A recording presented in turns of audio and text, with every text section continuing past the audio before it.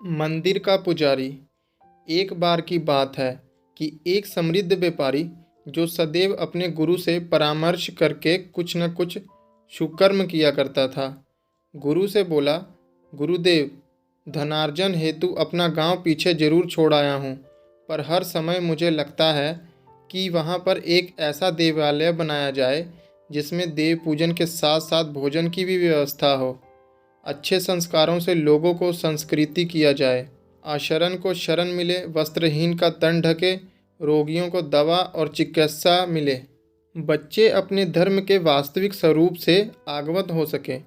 सुनते ही गुरुजी प्रसन्नतापूर्वक बोले, केवल गांव में ही क्यों, तुम ऐसा ही एक मंदिर अपने इस नगर में भी बनवाओ। व्यापारी को सुझाव पसंद आया और उसने दो मंदिर, एक अपने गांव और दूसरा अपने नगर में जहां वह अपने परिवार के साथ रहता था, बनवा दिए। दोनों देवालय शीघ्र ही लोगों की श्रद्धा के केंद्र बन गए। लेकिन कुछ दिन ही बीते थे कि व्यापारी ने देखा कि नगर के लोग गांव के मंदिर में आने लगे हैं, जबकि वहां पहुंचने का रास्ता काफ़ी कठिन है। उसकी समझ में नहीं आ रहा था कि ऐसा क्यों हो रहा है। कुछ भारी मन से वह गुरुजी के पास गया और सारा वृत्तांत कह सुनाया। गुरुजी ने कुछ विचार किया और फिर उसे परामर्श दिया कि वह गांव के मंदिर के पुजारी को नगर के मंदिर में सेवा के लिए बुला ले। उसने ऐसा ही किया। नगर के पुजारी को गांव और गांव के पुजारी को नगर की सेवा पर नियुक्त कर दिया। कुछ ही दिन बीते थे कि वह देखकर स्तंभ रह गया कि अब गांव के लोग नगर के मंदिर की ओर रुख करने लगे हैं। अब तो उसे हैरानी के साथ साथ परेशानी भी अनुभव होने लगी।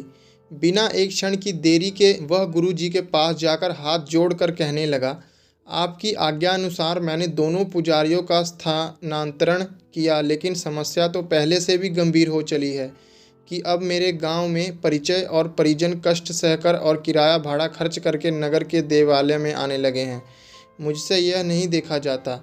व्यापारी की बात सुनते ही गुरुजी सारी बात समझ गए और बोले, हैरानी और परेशानी छोड़ो, दरअसल गांव वाले पुजारी हैं।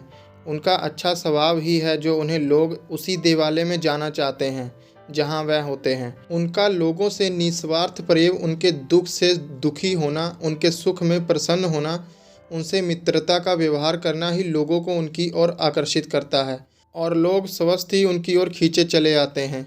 अब सारी बात व्यापारी की समझ में आ चुकी थी।